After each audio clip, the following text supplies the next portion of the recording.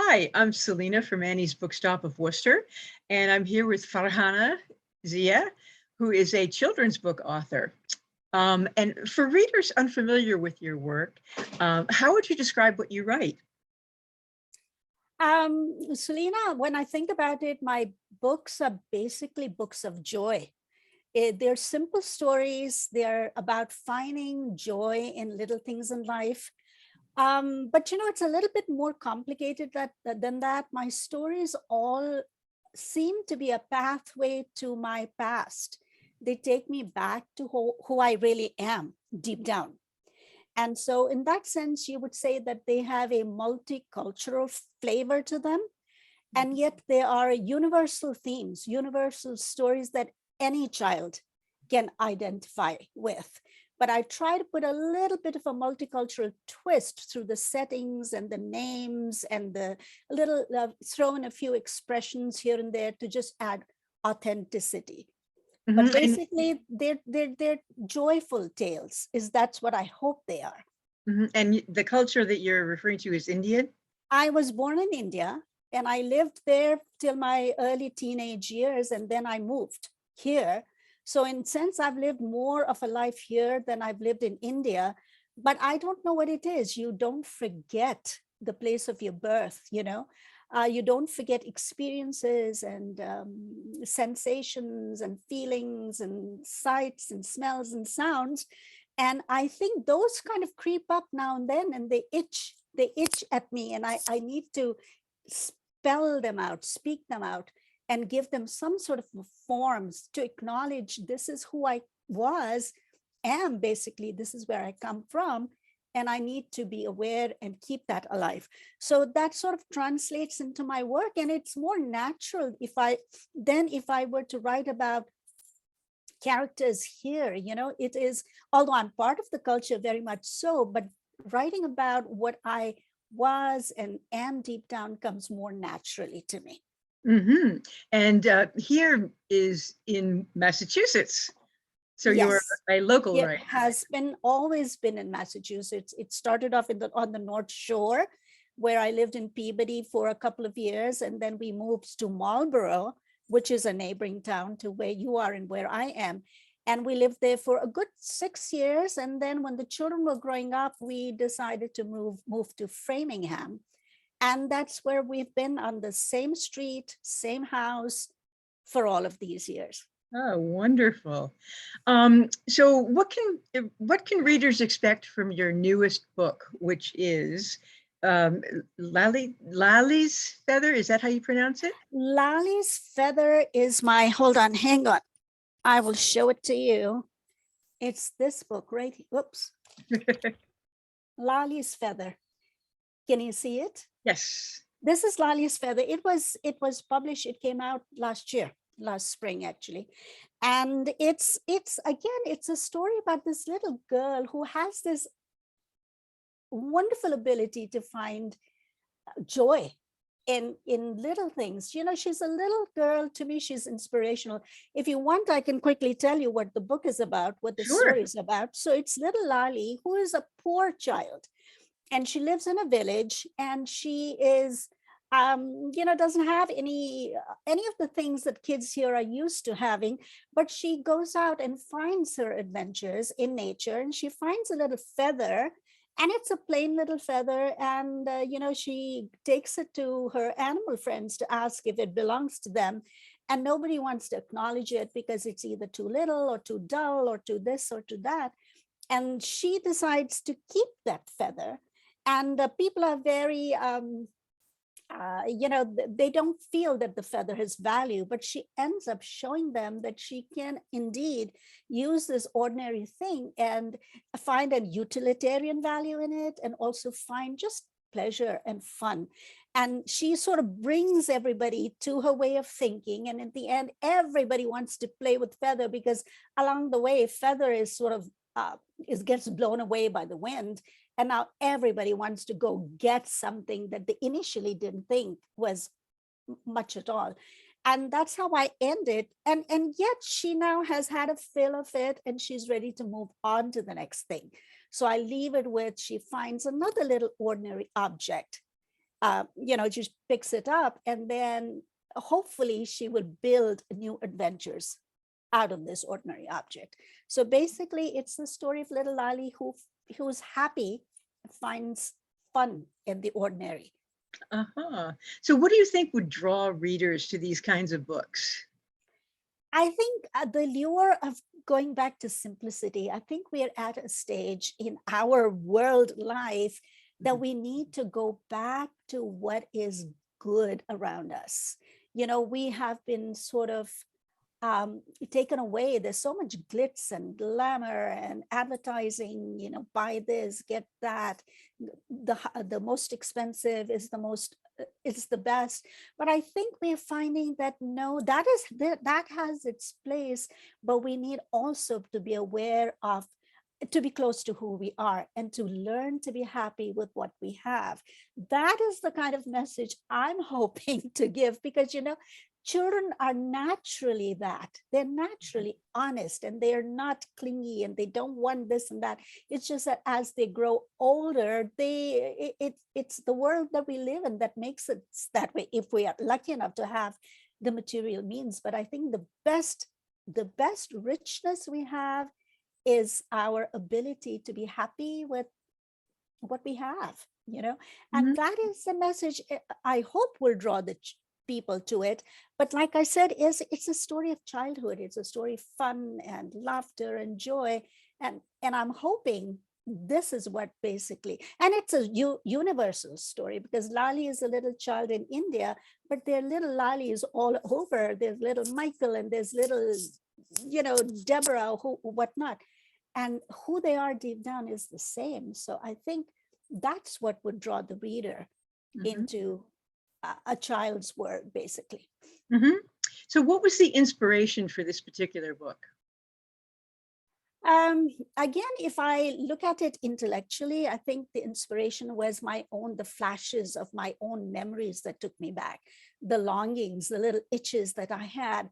The other inspiration is that I love this little character of Lali. She's just a little child, and she has all the attributes that I would hope would continue in her as an adult.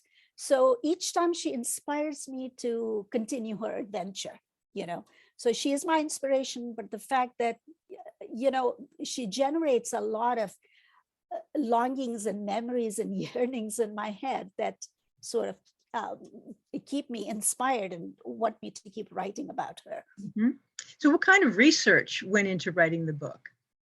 No, I wouldn't say not much at all. A little bit about the birds, because I do talk about this bird and that bird.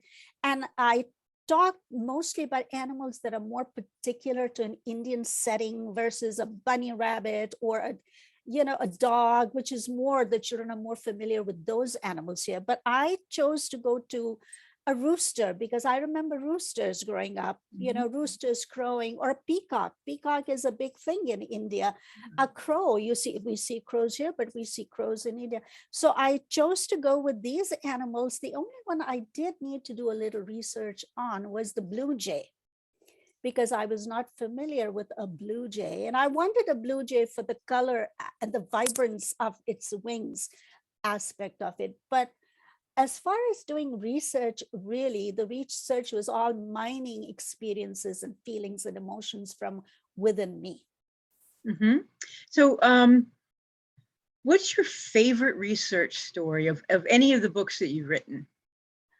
Oh, my favorite research story. Yes, I've written two chapter books. One is The Garden of My Iman, and I'll hold it up for you in a minute. And the other one is Child of Spring. So it's a chapter book for upper elementary children. And that required some research. And I'll talk about The Garden of My Iman. And the setting of the story was when 9/11 had happened.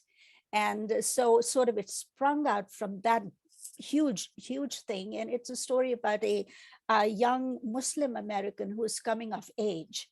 And she's a happy teenager. She lives in a lovely household, but all of a sudden 9/11 has happened, and now people are suspicious about Muslims. So I needed to do some research as to exactly what was happening to the youth, the Muslim youth, and what were they facing outside, what were their fears, and what were they, how were they were feeling a little discombobulated, whatever that word is. But basically just talking to teenagers, pre-teenagers, asking them, how are you feeling? What's happening to you at school? Are people, and kids who wore the hijab, basically, because that was the overall symbol that was standing out. So how is that being received, and what kind of pushbacks are you getting? So I would say The Garden of My Iman would be the one book that did require me to go out and get some information, some factual information. Mm-hmm. But the others are picture books, and I didn't really need to go out and do any academic research on them per se. Okay. So what was the biggest challenge in writing and putting out Lilly's Feather? The biggest challenge for me always, because I have written a couple prior, so the always is, can I do as good a job? And hopefully, can I do a better job? The biggest challenge is coming with the seed idea. And then it sounds wonderful. Oh, this sounds great. But for me, my writing is that I don't have everything laid out. I sort of discover things as I keep going.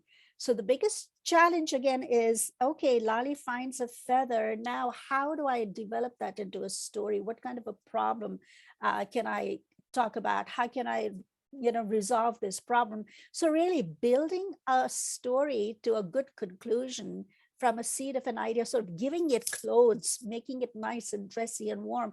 That to me is the biggest challenge, basically. I'm lucky that I do have an agent who will look at my work. So it's not a challenge of finding who I can show it to, but writing it well enough or getting it to a place that makes me happy. And that is a huge process. That is a very big challenge for me. Okay. So what else can we expect from you in the near future? Oh, look for another Lali book, because now Lali is going to find flip-flops, and Lali's flip-flops is coming out in a couple of years. So I'm really excited about that, and I'm hoping that there will be there would be a desire for some more books to go into this Lali series. That is my hope and dream. But that's my next thing. I do have another, I don't know if you know, but I've written Hot Roti for Dadaji, and that came out in 2012, and that sort of had a good reception. And now I want to write a companion story to that, which I have finished, and I've sent it on to my agent. We'll see what comes out of this. But basically, Lali's Flip-Flops is coming out soon. And, I've got some other works in the pipeline, as they say. Oh, great. So now I have some questions for you about being a writer. What Okay. is your favorite part of being a writer on the whole writing and publishing process? Well, I'll answer it in two ways. First, I will talk about how it suits my personality. Okay. It's a profession that really suits my personality. And what that means is I'm not stand up on the stage and perform type of a person. It's leave me alone. I will do the grunt work. In the back room. I don't need to be the chairperson. I'll be a committee member. I'm that sort of a person. So it suits my personality. I'm lucky that my husband lets me do that. And it suits my personality in the sense that, I don't do things quickly. Some writers can write beautifully and write fast. It takes me a long time. It's a lot of grunt work for me. And because I'm lucky that there are no deadlines, generally speaking, I can take my time. I can sit on my chair in my family room and just on my laptop do my work. It's a solitary exercise, but I like it that way. I do like doing that. So that aspect of it, I I really enjoy it. Like I said, it suits my personality. I didn't think I would ever become a writer. By pure chance, by happenstance, I turned to be one. And yeah, I'm grateful for it. I'm really grateful.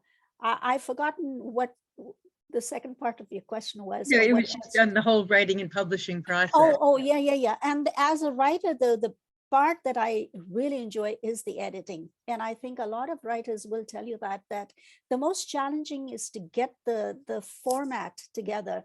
But the most enjoyable for me, although it can be frustrating, is to go back and revise and to, and I don't mind doing that. And I have to do it multiple times.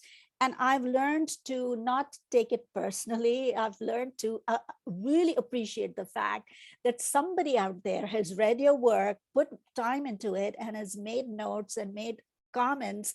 And it's funny because I learn each time that there's so much to learn being a writer. There's so much I don't know, and how to appreciate somebody else's eye. You tend to think your child is the best, the most beautiful looking child in the whole world. And that's the way I used to look at my own writings. But now I feel I need to let that aunt or the uncle or somebody tell me, look, you can do this a little bit better. You can do this. So this is what I appreciate about people who give me input, is to be happy about it and take it and then see how I can make it better. So I would really, I appreciate the revision piece of this. Okay. So what do you consider the most challenging part of the writing process? And, and It how do you, is it is the idea generation. For me, it is the idea generation. And then if I have the idea, and if I have and you can't force an idea just doesn't come. And I think that is the biggest fear of any writer, is what do I do next? And sometimes you go through that writing block, and it's just you let it be, because miraculously something pops up, and it could happen while I'm walking, or while I'm doing the dishes, or if I read something and a title or a word somehow sparks the idea. So the idea pops in, and then the hardest part is, then what do I do with it? How do I make it grow? And to write a picture book, as you know, with picture book, you have to be so careful about the paucity of words. You don't have the luxury to elaborate and explain. You're limited by word count, or by page count, and so forth. So to find the right language for me is very challenging, and I keep going back and changing little words here and there, trying to make it do for me what I really wanted to do. So yeah, idea generation, and it's practically the whole process then, and then taking the idea and formulating it, and then making sure the language is good. And okay. And what's been your favorite adventure during your writing career? Well,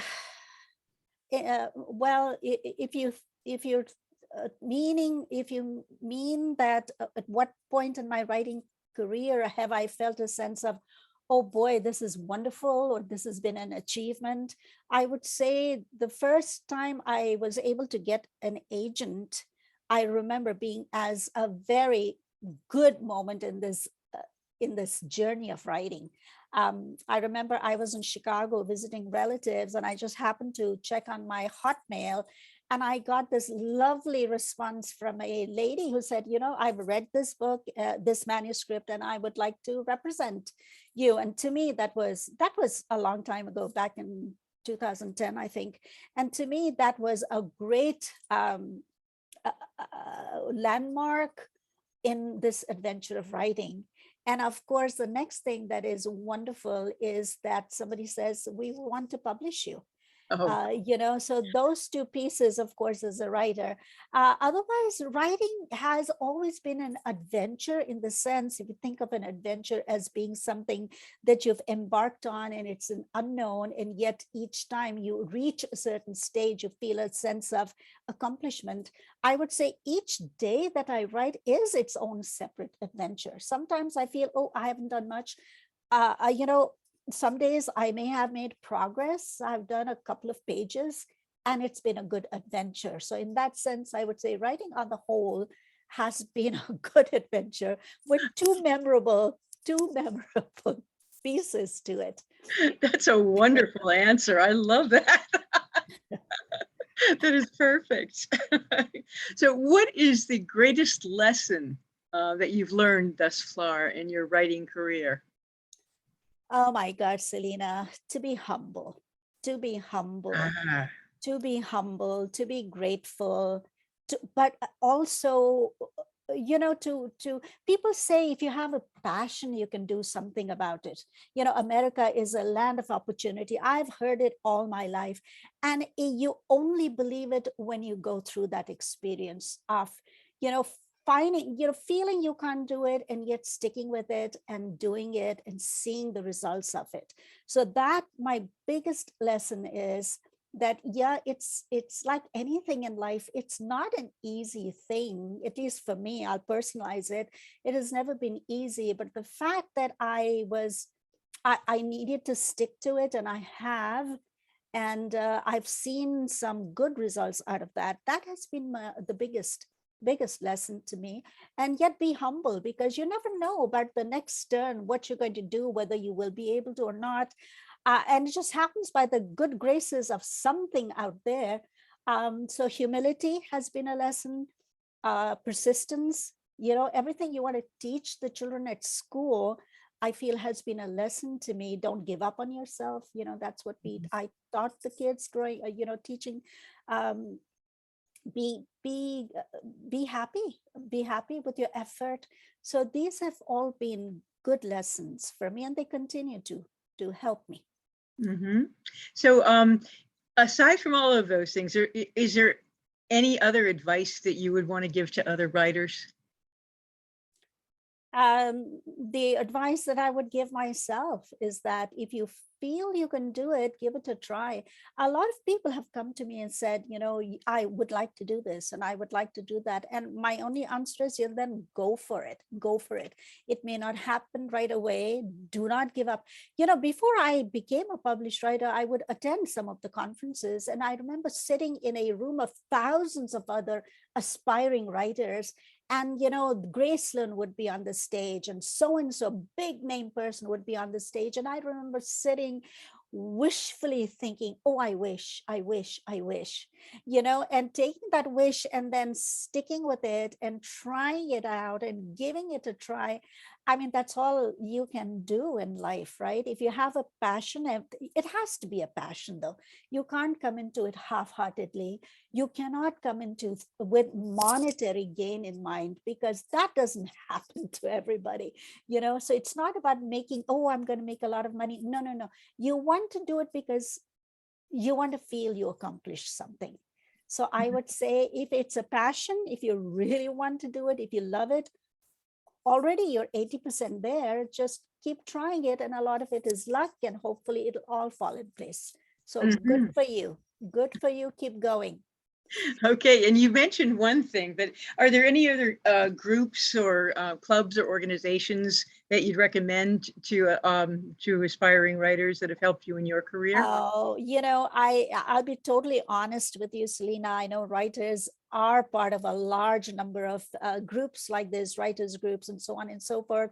I'm only a member of the Society for the Children's Books Writers and Illustrators, which is a marvelous organization, and they've done very well despite the COVID. They've reached out, and we do a lot of Zoom meetings. And so, we have, and through this, I've gotten to know that there are Monday meetings where people in the similar regions, writers get together, and they talk about it.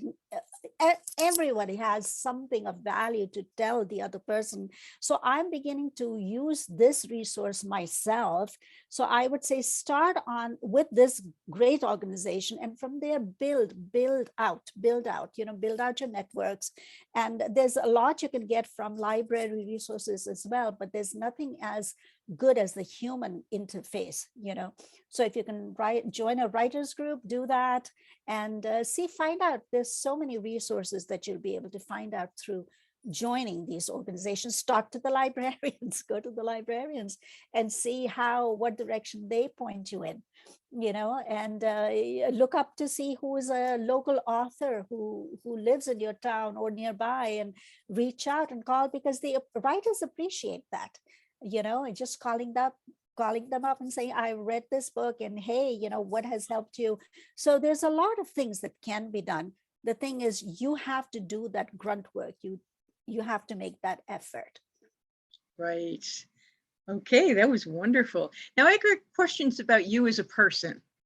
Okay. What is one thing that most people don't realize about you? The fact that I really am not a very public person. I'm not a public person. I need to develop greater social skills, I think. Although you would say, well, how does that make sense? Because you were a teacher. Yes, I was a teacher all my life. And for a lot of the time, you have to be play acting with the children. You have to do so much to get them on your side and get them interested. So you're doing a song and a dance, as well as being honest about what you're doing as far as dispensing knowledge and so forth. But basically, I am a shy and a retiring person, but I could be a lot of fun, and people don't know about that. And if you have time, I'll very quickly tell you, when I was teaching, we had some sort of an event. It was a retirement party for a teacher, and we were all in a restaurant, and something had gone wrong with one of the light bulbs.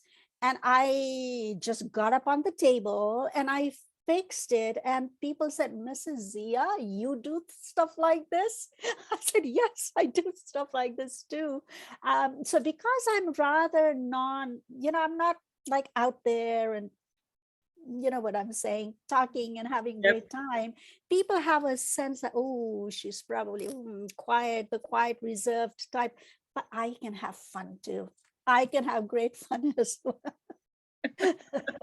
That's great. You would be amazed at how many authors say that I'm shy, and I'm not a people person. Right. Exactly. Yeah. They don't know about me that I do not do well with interviews. Yeah. They don't know that. Some people are just so amazing, and they can carry on and on and on. Now, that's not my strength. I'm more of a picture book writer, Selena. Short, to the point. Right. So, what are some of your passions when you're not writing, like hobbies, and how do you make time for things that you love? I love to read. So reading, well, it is connected to writing. So in the sense, I was passionate about teaching, and I'll be honest with you, that was my number one passion. That passion carried me for 28 years. Other than that, I don't have too many other passions. I do everything, but not with that. Some people are passionate cooks, they're passionate about cooking or gardening. I do all of those things, but I'll be honest, not with great passion. My two passions in life were teaching and then writing, which I'm passionate about, but then you don't want to talk about the writing piece. So I've done crocheting, I've done knitting, I do a little, I've taught myself to play piano, I teaching myself to speak Spanish, but that's because I just need to keep my brain alert and alive. But as far as, I'm not passionate about traveling, but I will travel because my husband is passionate. I'll go with him, I'll have a great time. But sorry, that's the best I can do to answer that question. Oh, it's fine. So, what does your writing space look like, and what do you need to have around you when you're writing or editing? My writing space is my family room. It's my my armchair in my family room. And I sit on it with my laptop, and I have just switched, not the spot, but the furniture underneath me. One furniture went, another furniture came in, but that's basically all I need. I really don't have a writing room. I don't have a place where I go away to. It's just right in the middle of everything and activity, and I sit and I do my writing. Mm-hmm. So it's very simple. Do you have a special food or drink or anything that you need to have with you? No, because when I'm writing, I'm so immersed. I'm not hungry and I'm not thirsty. I could go without a meal if I'm immersed in writing. If I'm just trying it out and just, doing a little bit of dabbling this and that, I try not to, but I would rather have potato chips next to me. I love potato chips, anything salty, but I think potato chips would be the best thing. Don't necessarily need any beverage of any kind. But like I said, if I'm writing, I really don't even feel the urge or to eat or to drink. No, no, no. Okay. And it doesn't have to be quiet either. Some people really like it quiet. I've done well with noise, and as a matter of fact, I find it comforting when there's some noise. So what that means is the TV will be on. The TV will be, although will have no idea of what's being said or what's happening, but that whole noise factor does not detract from my own thinking. I mean, sounds like an oxymoronish things to say, but yeah, that's what I like, really. Wow, that's amazing. Because I know if I Yeah, were trying, when I would try and write, I couldn't have anything with words. true. No, Um, absolutely. Yeah, and a lot of people would agree with you. And a lot of people are, my husband is surprised. But the thing is that I blocked that off in one sense. So it's like a mumble, it's like a white noise for me. And maybe I find that relaxing. I haven't analyzed it. But however, I will tell you though, in recent days, I haven't done much of that. In the earlier days, I would need to have some sort of a white noise in the background, but not so much anymore. do you listen to music I do. I do listen to music. I when you're do listen writing? to music. In writing, yes, and that is soothing to me. Again, I'm not focused on what is being. It's just that musical, that melody, which is soothing to me, and Okay. that keeps me rooted in what I'm doing. So you don't need silence. Okay, that's I do not. interesting. No, I do not need silence. Okay. Now, a lot of writers often have furry or feathered or otherwise non-human companions when to help them through their work. And do you have any? And if so, do they help you or hinder you? And what do you have? Yeah. No, I actually, this game is news to me. I didn't know this about other writers, but our house has not been a house of, I'm sorry to disappoint people, but it has not been a house of furry animals. And my children always wanted animals, but knowing that parents, adults end up with the responsibility, we kind of said no to that. However, my daughter now has this beautiful little dog named Juppy, who when he comes to visit me, I just absolutely love him, but I don't need him. I'll walk him, I'll feed him, but I don't need him to sit with me when I'm writing. No, so no furry animals, no cats, no dogs, no nothing. Sorry. Okay, I have two quick questions for you.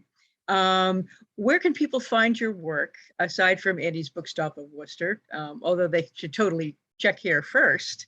And my plug here for Annie's is that you can get all of Farhana's books at Annie's. If you can just call us at 508-796-5613 or email us at orders@anniesbooksworcester.com. So where else could people find your books? You can find me on Amazon. I think that's the best place, the easiest place. You can find me through my publishers. Peachtree has published my books, and Lee and Low of New York, they've published my books. You can also find me on what do you call the indie books? I think you've heard of those. Yeah. And what am I? Oh, Barnes and Nobles. You can find me. Another bookstore, but basically I would say the best place would be through Amazon and through the publishers. Okay. And one thing, sorry, I needed to let you know. I don't know if this was part of the question. I do have a website that if people want to get in touch with me, there's my email, but there's also my website, www.fziastories.com. That was my next question. Oh, was it? Okay. So how can we follow your work and share your Okay. awesomeness? Yeah. Oh, Yeah. okay. So you have a website, and I do have a website. Are you on Instagram or? I'm on Facebook. So periodically I would just update things on Facebook. So that's one way. Twitter, I'm on Twitter.